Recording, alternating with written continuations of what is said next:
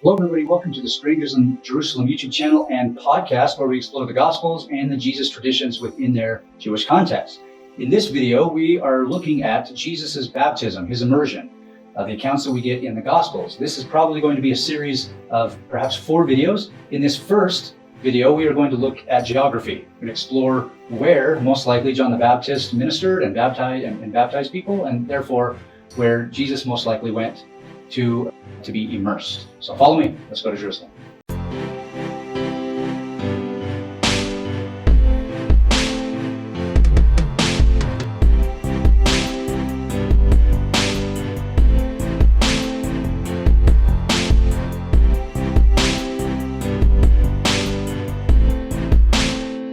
Ritual immersion was an aspect of first century Jewish life which Jesus and his Galilean contemporaries engaged.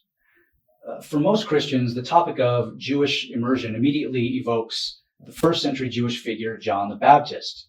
Now, all 4 Gospels mention John's baptizing activities.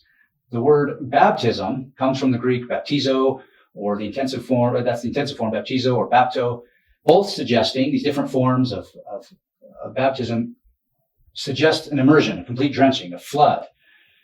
This primarily applies to water, although the word is also used in relation to the Holy Spirit and fire in the Gospel of Matthew. We gather from Josephus that John the Baptist was known as John the Immerser. Later Christian tradition places this activity at a location somewhere in the Jordan River between the Sea of Galilee and the Dead Sea in the Jordan Valley. When pilgrims or tourists go to Israel, Palestine today, the local guide will most likely take them to one of 2 locations in the Jordan Valley. One is closer to up by the Sea of Galilee, just south of the Sea of Galilee, in a place called Yardenit. You can hear the word Jordan in that word, Yardenit. That's a traditional location. And the other one is Qasr el Yahud, which is a place down closer to the Dead Sea, right down there in the lowest place on earth in terms of elevation.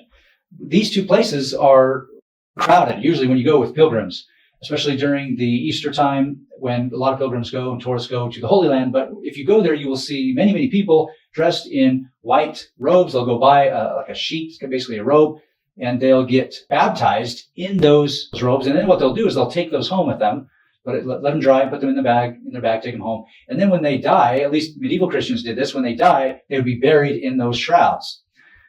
I don't know how many Christians do that today, but it's a very ritualistic way to remember Jesus's baptism and put yourself kind of in his shoes on location.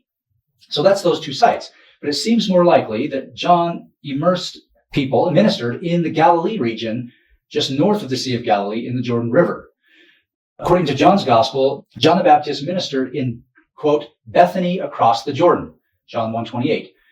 Some early Christians, like Origen, early Christian writer in the 3rd century, he identified this Bethany with Bethabara, a location on the east bank of the modern Jordan, near the Dead Sea. That's the place that's way down closer to the Dead Sea. However, it may be that this Bethany refers to the region of Bashan in the Galilee.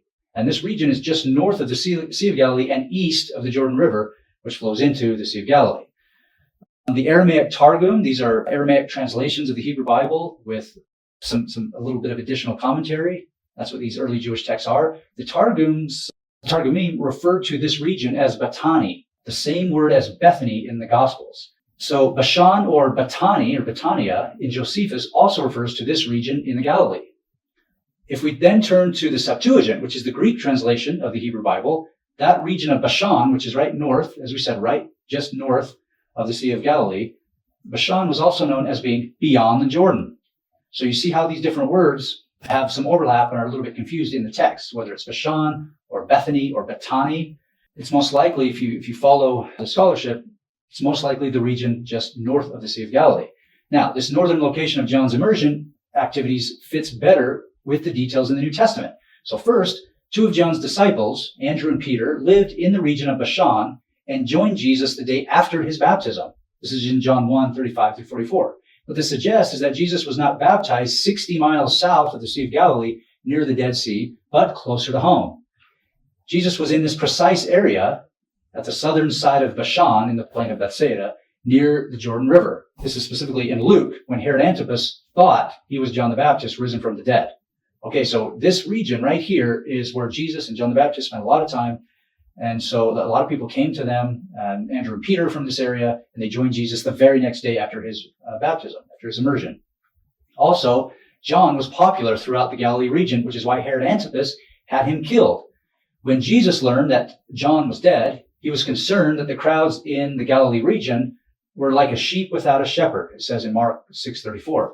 These details favor a location of John's baptizing activities, and especially the location of Jesus' immersion just north of the Sea of Galilee in the Jordan River. Also, another detail, according to the later rabbis of the 2nd century, the Jordan River north of the Sea of Galilee was preferable for ritual immersion. The lower Jordan River waters, those waters between the Sea of Galilee and the Dead Sea, were unfit because they included mixed waters of questionable purity, is the language that the rabbis used. It was questionable in terms of its purity. The rabbis preferred for someone to use these water just north of the Sea of Galilee instead of down closer to the Dead Sea. Okay, that's all for this video. It's a real quick video, but then next video, make sure you check out the next one. We'll pick up on baptism and immersion in early Judaism, in 1st century Judaism. We'll look at the context of what exactly John the Baptist was doing. Also check out other videos in this YouTube channel, and also my recently published book, A Stranger in Jerusalem, Seeing Jesus as a Jew. You'll get many more details in there on this topic and many others.